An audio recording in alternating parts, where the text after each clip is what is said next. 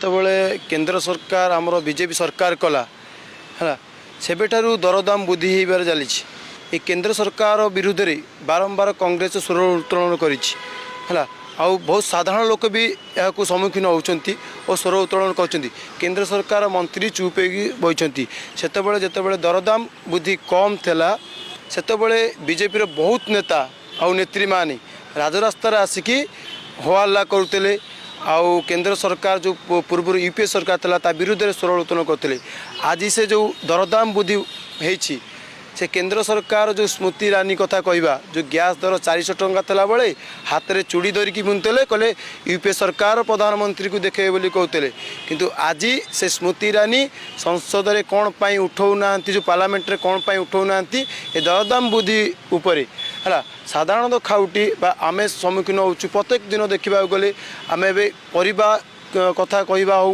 तेल कथा हो डाली आलू जेकोसी कथा कहवा आमको भय लगुच कहीं आमर आय देखिकी व्यय कला बेलू आमको प्रोब्लेम फेस करूँ कहीं जदि आम 10,000 टंका जदि इनकम करवा मासकू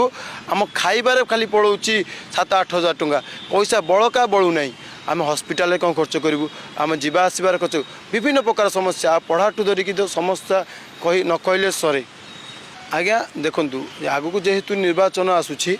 निश्चित भाव साधारण जनता यह प्रत्याख्यान करेंगे कहीं समस्ते जो बड़ी भाव में नीतिदिन भाव में दरदाम बुद्धि जहाँ को लेकिन लोक मैंने चलुंट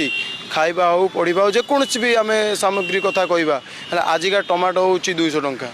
गैस दर 1200 टंका तेल 400 टंका दही घी जेकोसी भी खाद्य कथा कहवा पियाज भी आगू रेट बढ़ो यहीपरि भाव में दरदाम वृद्धि होउछि किंतु लोक मैंने सचेतनता हो गले किपरि भाव में दरदाम सरकार को किपरि भाव में मुँह को चमाटा मारे किपरि भाव में जवाब देवे यह आग को इलेक्शन रे कार्य करी हबो।